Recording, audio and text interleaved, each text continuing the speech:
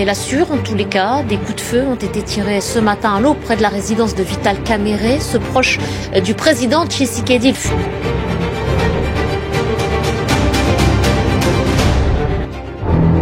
Branche spéciale, tentative de déstabilisation des institutions de la République démocratique du Congo.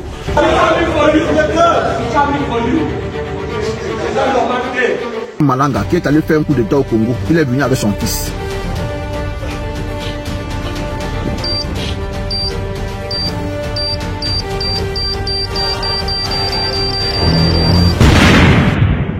Vous êtes parti faire un coup d'état et vous êtes là filmé, à être en direct. Depuis qu'on fait un coup d'état et on reste en direct, écoute-moi bien, reste concentré. Il y a beaucoup de choses à se dire par rapport à cette situation. Comment nous devons comprendre que des gens vont pour faire un coup d'état et ils restent en direct? Ils ont même eu le temps d'allumer leur téléphone portable et rester en direct. Et voilà, ce jour-là même, tu as rendu l'âme. Tu as pris ton fils, vous êtes parti et là, tu n'es plus revenu. C'est dans quel pays vous avez vu qu'on part faire un coup d'état et on allume son téléphone portable tout en restant en direct et diffuser toutes vos stratégies sur les lieux? Comment on peut être si bizarre? Je vois que tu es pour le moment choqué par rapport à ce que je suis en train de t'expliquer. Mais il est primordial de m'écouter du début jusqu'à la fin. Toi-même qui es en train de suivre cette vidéo, imaginons tout à coup que tu es parti faire quelque chose de secret. Est-ce que tu vas te permettre d'allumer ton téléphone portable tout en restant en direct et diffuser toutes tes stratégies que tu as préparées depuis des années? Même les enfants de nos jours ne peuvent même pas se permettre de faire ce genre d'erreur. Ne voyez-vous même pas le coup d'état d'Ibrahim Traoré et son groupe? Ceci encore, est-ce que c'est à apprendre? On va aussi vous apprendre que lorsqu'on va pour faire un coup d'état, on ne reste pas en direct. Tout doit être discret. On doit se concentrer pour ce que nous sommes en train de faire. Au lieu de se déconcentrer, ceux que vous partez pour renverser, est-ce qu'ils sont bêtes? Ou bien leur groupe est bête de voir votre direct sans prendre les précautions pour vous arrêter? Et voilà, tu es parti. Il y a plusieurs personnes qui parlent de ce coup d'état sur la toile, mais personne ne parle de l'erreur qu'ils ont fait. Et c'est pourquoi nous sommes là. Reste concentré car ça va péter mal. Et vous allez fuir. Après le Congo, ça sera le Cameroun et autres. À l'heure où nous parlons, les militaires sont en train de réfléchir sur des stratégies de comment renverser les pouvoirs. Et d'autant plus qu'ils ont déjà des amis qui sont au pouvoir au Mali, au Burkina, en Guinée, au Niger. Donc ceux-là les aident. Ils leur montrent toutes les stratégies qu'il faut. Ils partagent leur expérience avec eux. Donc ce qui fait que les coups d'État, aujourd'hui, l'Afrique ne pourra pas s'en débarrasser parce que les gens sont fatigués des régimes soi-disant démocratiques. C'est de cela qu'il s'agit. Malanga qui est allé faire un coup d'état au Congo, il est venu avec son fils de 22 ans qu'il a fait aux États-Unis. Est-ce que vous le savez? Christian Malanga, né le 2 janvier 1983. Il était exilé aux États-Unis. Il a vu la situation du Congo. Il a vu la situation du Congo. La situation du Congo l'inquiétait. Il a décidé de venir au Congo pour un petit séjour. Coup d'état, ça a raté. On a tué le papa. On a blessé grièvement le fils. Le fils. C'est-à-dire qu'il y a eu des choses tellement bêtes.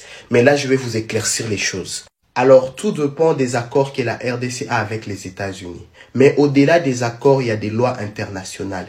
Et la question se pose, que dit la loi internationale sur une personne d'une autre nationalité qui commet un crime dans un autre pays, qui n'est pas son pays, dont la nationalité lui est octroyée?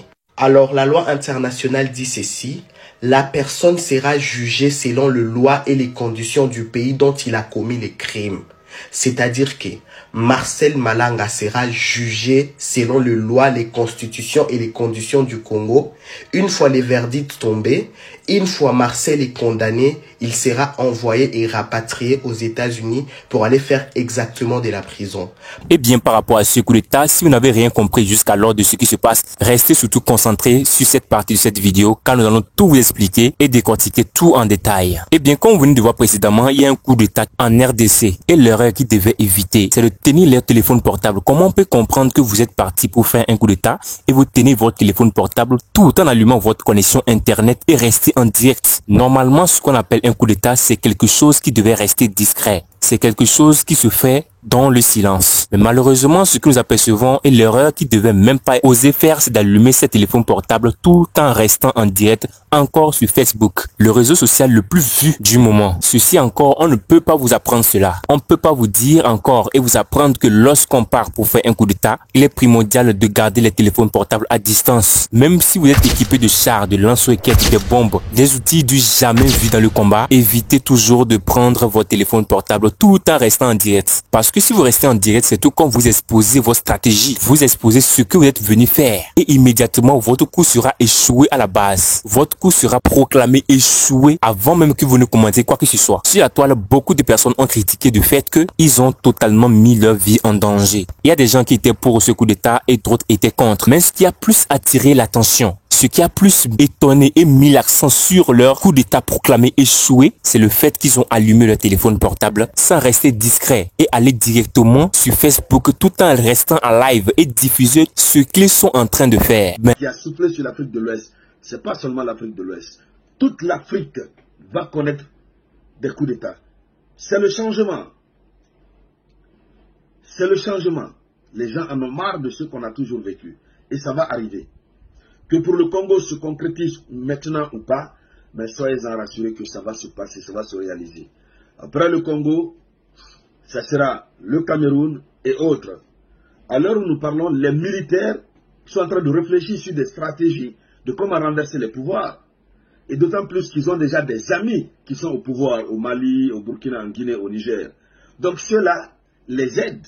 Mais ne voyez-vous même pas que ces gens que vous êtes venus pour attaquer, ces gens que vous êtes venus pour renverser, ont aussi leur bras droit. Les personnes qui sont prêtes pour eux dans ces réseaux sociaux et elles sont aussi connectées. Et une fois qu'ils ont vu que telle ou telle personne de leur côté veut être renversée, ils vont prendre immédiatement des précautions afin d'éviter cela. Et l'erreur qu'ils ont fait, l'erreur qu'ils devaient éviter et qu'ils ont fait, c'est de rester en direct tout en faisant un coup d'état. Même en Amérique où nous voyons des stratégies extraordinaires, des cambriolages incroyables et du jamais vu, ils ne peuvent jamais se permettre de rester en direct et aller faire un coup d'état. Vous pouvez bon apporter des chars, des lance-roquettes. Comme on l'avait dit précédemment, même Satan 2 peut être à votre disposition à l'heure là. L'erreur qu'il faut éviter, c'est d'allumer son téléphone portable et rester en direct. C'est tout comme vous allez pour attaquer quelqu'un, vous prenez votre téléphone portable pour appeler son armée de venir vous combattre. Déjà, vous êtes dans son territoire. Vous êtes déjà dans le territoire de la personne et c'est déjà quelques faiblesses de vous que vous devez comprendre. Et plus pire, allumez votre appareil et restez en direct. C'est que vous-même, vous avez décidé de vous rendre. C'est-à-dire, votre liberté ne vous plaît pas. Vous proposez d'aller vous reposer derrière les barreaux. Même Vladimir Poutine, que nous connaissons très bien, qu'il a des militaires très puissants, qu'il a des stratégies de malades, des canons, des lance-roquettes, une armée bien équipée et de tenant tout à sa disposition. Ce même Vladimir Poutine ne peut jamais se lever, aller faire un coup ou quelques opérations. Du fait qu'il est puissant, il va se permettre d'allumer son téléphone portable et diffuser ce qu'il est en train de faire en direct. Mais ceci, c'est dans les films de Hollywood que nous voyons ça. Même les films de nos jours, difficilement, ils arrivent à réussir les coups. Et dans la réalité que nous sommes, au 21e siècle, partir faire un coup d'état et allumer son téléphone portable et diffuser toutes ces stratégies en direct, c'est l'erreur qu'il faut surtout éviter lorsque vous êtes dans ces genres de situations. Et malheureusement, il a perdu vie comme ça. Si vous ne le savez pas, ce coup a été monté par Christian Malanga. C'est un ancien officier politique et homme d'affaires qui réside aux États-Unis. Et juste à côté de lui, celui que vous êtes en train de voir, c'est son fils. Tous ensemble ont décidé de renverser le régime de Félix Tshisekedi. Il nous a bien rappelé que ça fait de cela plusieurs années qu'il voulait renverser ce régime. Il est l'heure pour lui de prouver ce qu'il a dans le ventre. Mais malheureusement, les choses ne sont pas passées comme prévu. Il a été immédiatement renversé dans les lieux. Son fils a été sauvagement battu et enfermé à l'heure que vous êtes en train de suivre cette vidéo. Et selon la version de certaines personnes par rapport à cette situation, ils se disent que est-ce que son fils sera relâché? Et les États-Unis décident tout simplement de déjouer les lois internationales pour se baser sur des accords et des relations diplomatiques qu'ils ont. Pour les gens qui ne savent pas, la RDC et les États-Unis entretiennent de très bonnes relations diplomatiques. D'ailleurs, hier, pendant la remise des diplômes, hier là, le président Joe Biden a fait un message d'hommage par rapport à tout ce qui se passe en RDC, génocide, coup d'État, etc. Je vous mets la vidéo.